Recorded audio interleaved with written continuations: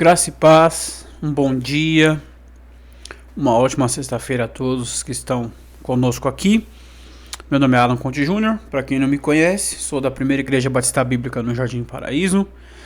Estou muito contente de estar aqui, encerrando mais uma semana útil, com você, trazendo a nossa última mensagem da semana, porém, primeira mensagem de um novo estudo.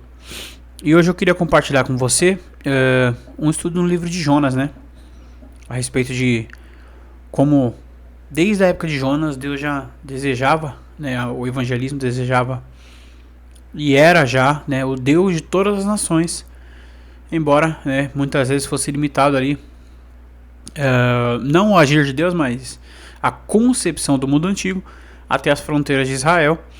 Mas nós sabemos que todo o mundo conhecido e desconhecido daquela época, todo ele já era deste Deus criador dos céus e da terra.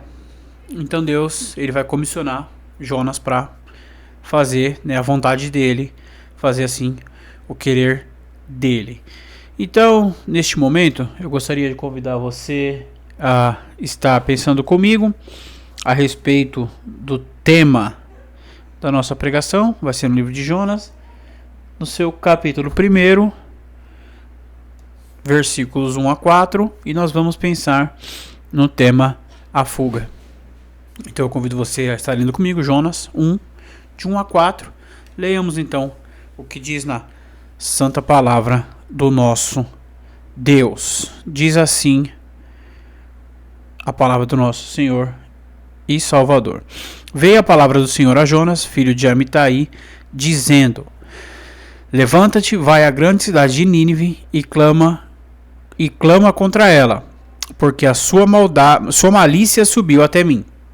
Jonas, porém, levantou-se a fim de fugir diante da face do Senhor para Tarsis, desceu a Jope, onde achou um navio que ia para Tarsis, pagou sua passagem e embarcou nele, a fim de ir com eles para Tarsis, para longe da presença do Senhor.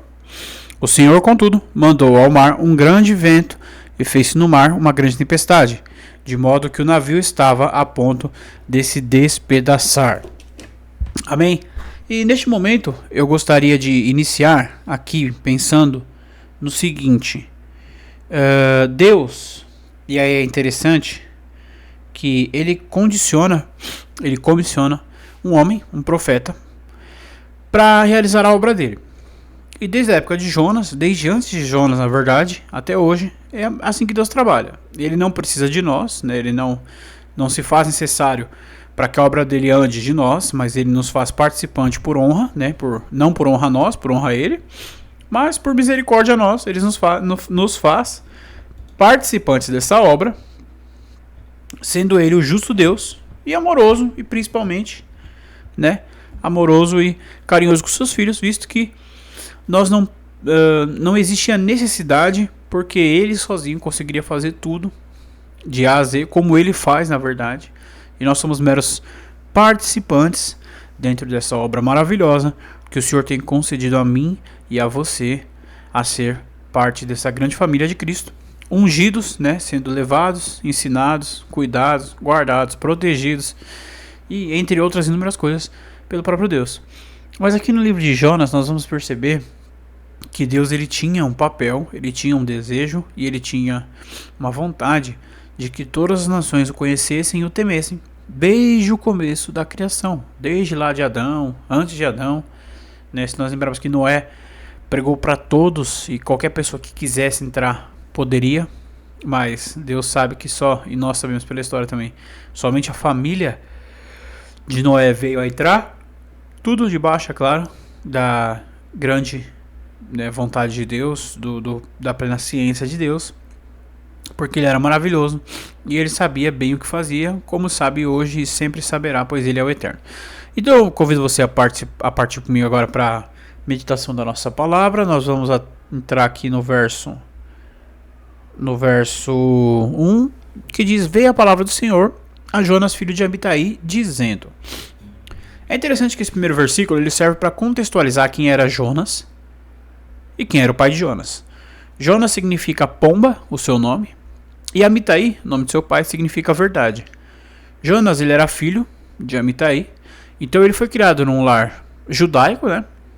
Um lar onde era pregado a verdade de Deus, porque ao que tudo se indica, este Amitai foi um dos homens que não se curvaram perante Baal daquela vez onde Deus mostrou a Elias que tinham 7.000 homens que ainda eram, né, firmes junto com Elias, né, no caso, que adoravam a Deus e não a outros deuses dentro do território de Israel, ainda que toda a terra fosse inclinada ao mal. Então, Jonas, ele já era um profeta conhecido, ele já era um profeta experiente, e ele estava profetizando durante o reinado de Jeroboão II, e ele profetizou a expansão dos territórios israelitas. Isso se encontra em 2 Reis 14. E lá nós temos uma prova fora do livro de Jonas, da existência de Jonas e do que Jonas era. É interessante que Jonas ele era de Gat-Eter. Ficava ali a 7 quilômetros de Jerusalém, né, de Jerusalém, uma cidade da Galileia. Então aqueles homens, quando disseram que, falando do próprio Cristo, né, do próprio Jesus, que não viria profeta, ou não vem profeta, ou nunca veio profeta da Galileia, eles estavam completamente errôneos, porque já vinha vindo um profeta, ainda que antes do Cristo, da Galileia. Esse profeta era Jonas, um profeta muito usado por Deus na sua, e nós vamos ver mais para frente, na sua vontade, né? Então é maravilhoso você compreender isso, que Jonas ele foi um profeta que veio da mesma cidade ali, do mesmo lugar, da mesma região que Jesus, veio da Galileia. E da Galileia ele foi comissionado para sair dos termos de Jerusalém, de Israel, e levar a palavra do Senhor em outro lugar. Então eu convido você também a estar olhando comigo aqui já o versículo de número 2, que diz o seguinte: levanta-te, vai à grande cidade de Nínive e clama contra ela, porque a sua malícia subiu até mim. Nínive era o centro do mundo antigo daquela época. O Império Assírio era a potência dominante durante a vida desse homem. Então, provavelmente, já que ele era contemporâneo de Amós e Oséias, se eu não me engano, ele veio a conhecer a maldade que os ninivitas praticavam com as pessoas. Né, o próprio profeta Amós falava que as pessoas tropeçavam nas pilhas de cadáver que existia ali dentro da cidade, ali, né, por volta falando do povo de Nínive, né? Então era triste saber que aquele povo tinha uma maldade tremenda, uma maldade tão grande que subiu até Deus, né? Apesar de Deus já saber, era algo como se fosse, vamos imaginar que era um nível, né?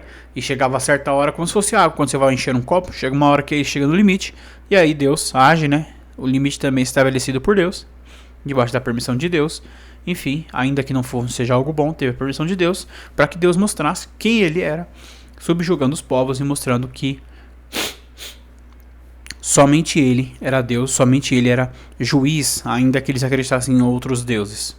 Então é interessante que nós vemos que ele foi chamado, Jonas, não só a levar o evangelho, a levar, né, na verdade, o judaísmo a outra nação, mas ele foi chamado a levar a um lugar ruim, a um lugar onde ninguém queria ir. E aí é maravilhoso você perceber que é o seguinte: Deus, desde aquela época, ele desejava que até as piores pessoas se salvassem. Ainda que, se pararmos para analisar na realidade, as piores pessoas somos todos os seres humanos. Ainda que eu e você não sejamos ruins como Hitler, como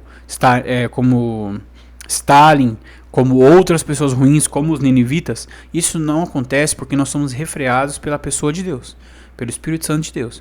Porque somos predispostos a toda sorte de maldade, igual esses homens foram, igual todos os outros homens que vieram depois dele e os que virão depois de nós serão também. Então todos nós somos ruins, não somos pessoas boas, mas Deus ele tinha um plano maravilhoso para mim, para você, para todas as pessoas que, né, entendem que ele é soberano, que ele é Deus, um plano de redenção à sua vida. Então se você ouve essa mensagem hoje, já fica aqui novamente o meu convite que eu faço em toda a mensagem: entenda que Deus, ele é misericordioso e ele quis salvar os ninivitas, que eram pessoas extremamente ruins. Imagina você que com certeza não fez metade do que os ninivitas fizeram. E ainda que você tenha feito até mais maldades do que eles, até coisas piores do que eles, como ser um assassino ou qualquer outra coisa assim, eu tenho certeza que Deus, pela infinita misericórdia dele, pode transformar e salvar a sua alma. Então fica aqui o convite para nós. Deus já daquela época, isso acontecia mais ou menos, acho que 100 anos antes de Cristo, perdão, mais ou menos uns 400, 500 anos, não, 700 anos antes de Cristo, acabei de achar a informação, mais ou menos isso, 700 anos antes de Cristo, antes dos profetas, do profeta Isaías e Jeremias estarem profetizando, talvez até um pouquinho antes, 700, 800 mais ou menos antes de Cristo, e naquela época ele já se preocupava em salvar pessoas ruins, pessoas que tinham uma índole má, e pessoas que realmente praticavam toda sorte de maldades, mas ele sabia que no fundo todos os seres humanos eram iguais, todos eles praticavam obras más. Olhando para o terceiro versículo, nós vemos que Nínive, quando Deus comissiona Jonas, a atitude de Jonas é de fugir. Nínive ficava a 800 quilômetros a leste da onde Jonas estava. Tarsis, por outro lado, ficava a 4.000 quilômetros a oeste. Então, quando Jonas tenta fugir para Tarsis, ele não simplesmente pegou o primeiro barco que viu e tentou fugir. Não, ele foi buscar o barco para o lugar mais longe possível de Nínive que ele poderia encontrar. Tarsis, naquela época, era conhecido como o fim do mundo, porque era o lugar mais distante que eles conheciam. Era um lugar onde o judaísmo jamais tinha pisado. Era um lugar completamente novo a eles. Era, apesar de tudo, um lugar rico, um lugar próspero. Lá se tirava muita prata, muito estanho, chumbo, entre outras coisas. Então, Jonas, ele queria fugir da presença de Deus e escolheu o lugar mais longínquo que podia ir. O único problema é que, igual você não consegue fugir da sua sombra, nós não conseguimos fugir de Deus, porque Ele é onipresente. Mas deixa eu te falar uma coisa e te contar uma coisa. Olha só que interessante. Sabe por que Jonas fugiu? Sim, ele era nacionalista e não queria ver pessoas que fizeram mal ao povo dele se renderem aos pés do Senhor, porque ele sabia que existia grande chance dele pregar contra a nação se arrepender e Deus não fazer o mal contra eles, não fazer, na verdade, nem o mal, né? Não fazer o juízo de Deus contra ele. Sim, e é o que acontece pela graça de Deus.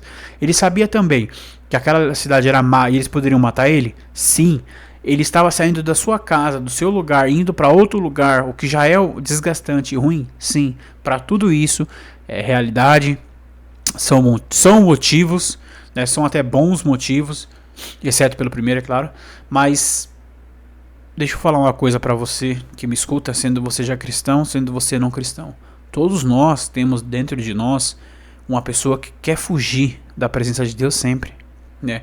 Nicodemos, no seu comentário ao livro de Romanos, ele diz que existe um ateu dentro de nós sempre querendo fugir da pessoa de Deus, mas não é porque muitas vezes a gente não creia 100% em Deus, é porque o pecado, ele é rebeldia contra Deus, e a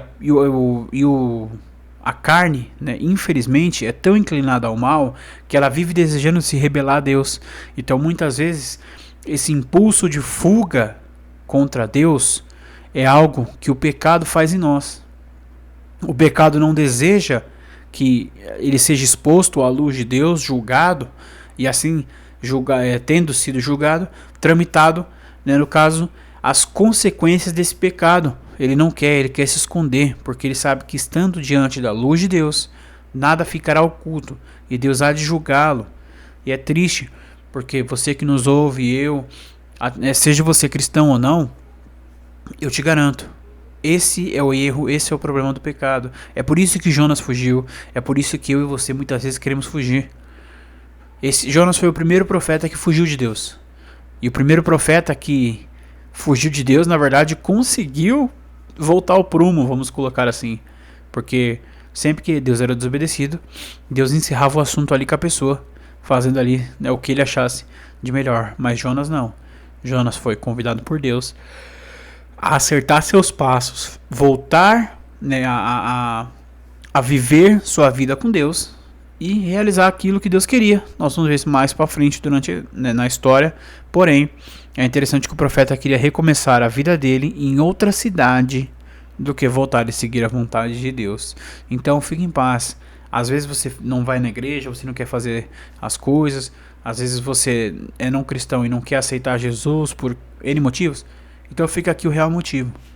Você só faz isso porque o pecado dentro de você deseja trazer rebeldia para fora. Ele não deseja ser exposto à luz de Cristo. E a rebeldia deseja fugir da presença do Senhor. Mas tenha certeza, não adianta fugir. Um dia todos nós seremos julgados. E não existe o que fazer. Deus irá nos julgar e ponto final. Eu convido você então a ir comigo para o versículo de número 4. E aqui nós vamos entrar numa outra parte. Mas como nós vamos dividir todo o livro de Jonas em alguns versículos, né? Geralmente 4 ou 5 versículos por pregação. Então eu vou entrar nesse versículo aqui, para a gente já ter mais ou menos uma noção. E aí, né, no passar dos vídeos, nós vamos ter todo o livro exposto à luz da palavra, à luz do conhecimento e entendimento que Deus tem nos dado. No versículo 4, nós vemos que começa a odisseia de Jonas de fuga da presença do Senhor. Então, quando ele foge, ele pega o barco em Jope, tenta ir embora. E no momento que ele está indo embora, ele pagou a viagem, né? Porque era uma viagem caríssima, mas ele tinha dinheiro para pagar, né? O diabo se aproveitou da situação para tentar empurrar Jonas para bem longe dos ninivitas. E aí, né? É interessante que ele começa a sua viagem e o Senhor, contudo, mandou ao mar um grande vento e fez-se no mar uma grande tempestade, de modo que o navio estava a ponto de se despedaçar. Aqui vale citar algumas coisas. A fúria de Deus, ela não veio para destruir o barco, nem os marinheiros, nem os passageiros, nem Jonas, ainda que ele tivesse errado e tentado fugir. Ela veio, a ira de Deus, para demonstrar que tudo quanto existe está sob o comando dele, o próprio Deus.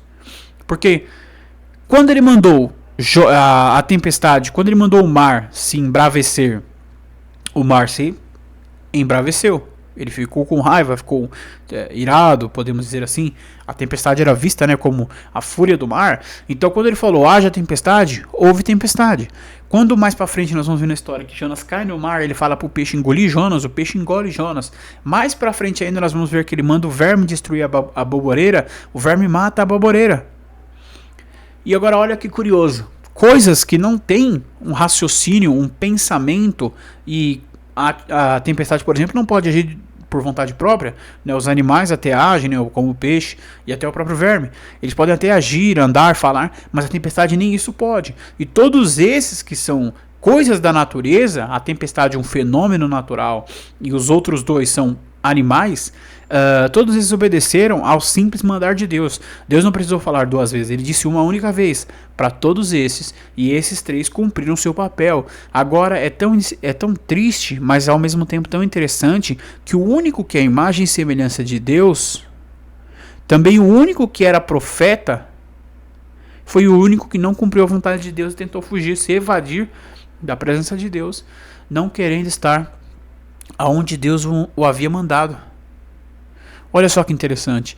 Então aqui nós estamos entendendo que, por mais que ele seja um homem de Deus, ele fugiu porque ele temeu por muitas coisas, e ele era orgulhoso, e ele tinha muitas coisas dentro do seu coração que não eram interessantes.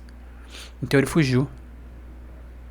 Mas tem de bom ânimo você que me escuta, porque não importa para onde ele fugisse, Deus o alcançaria. Não importa para onde você vai fugir, irmão meu, Deus vai te alcançar. Eu espero que ele te alcance em tempo para que você se converta dos seus maus caminhos e torne para Deus e o adore como o Senhor de sua vida. Do contrário, ele vai te achar no momento onde você não estará no bom caminho, e aí ele há de julgar suas ações da mesma forma que ele julgaria se ele te achasse antes. Aliás, se você, né, se permitisse ser servo dele antes, né, porque te achar, ele já te achou, ele é onipresente. E conforme você será julgado, diferente daquela outra vez, infelizmente você será julgado com suas más ações e não é justificado pela fé. Logo você será entregue ao inferno e aí passará a sua eternidade sofrendo. Mas se você hoje nos escuta, mais uma vez eu faço esse apelo. Entregue-se ao Senhor Jesus Cristo, não por medo do inferno, mas por entender que Ele é poderoso para te salvar e fazer a vontade dEle. Porque Jonas fugiu, Jonas tentou fugir. Deus fez o mar, um peixe e tudo quanto fosse necessário para trazer ele de volta. E ele voltou. E ele foi e cumpriu a missão dele. Ainda que ele tenha tentado fugir à primeira mão. Mas eu te garanto, nada, nem ninguém está distante da força, da mão, do poder e dos olhos de Deus.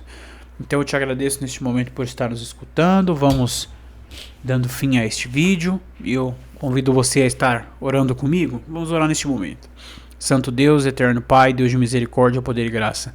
Eu te louvo, Pai querido, porque o Senhor deixou para nós, ó Deus, esse exemplo, Pai querido, que existe na vida de Jonas.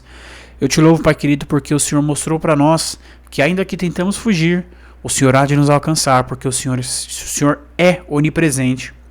E não importa aonde estejamos, nos quatro cantos da terra, o Senhor nos vê.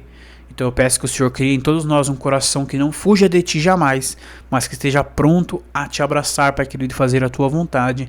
E eu peço que aqueles que não têm o Senhor no coração, estão em lugares errados, que esse vídeo chegue a eles, que eles possam conhecer a verdadeira e a sã doutrina, e assim fazer a Tua vontade tão somente, não para honra nem glória minha, mas sim honra e glória ao Teu nome, pelos séculos dos séculos, pois o Senhor é merecedor de tudo e muito mais, pois o Senhor é Deus, o nosso único tesouro. Peço que o Senhor abençoe a vida de quem nos ouve, que eles possam, ó Deus, abundar em ricas bênçãos pela Tua graça e misericórdia, e que eles possam dar testemunho de Ti aonde foram, e que jamais sejamos todos nós vergonhas do Evangelho. Eu Te louvo por tudo, peço que o Senhor cuide de nós, nos dê um bom final de semana, pela Tua graça e a Tua misericórdia, em nome de Jesus. Amém. É isso aí. Agradeço você por ter nos escutado, que Deus te abençoe, que a história de Jonas inspire você a não fugir de Deus, mas cumprir a boa obra dele. Se cristão, ao que ele tem te chamado; se não cristão, cumprir o seu mandamento de ser, entregue à pessoa de Cristo, salvo, e assim passar uma eternidade com ele, feliz no céu. Então é isso, obrigado, tchau, tchau, fique com Deus.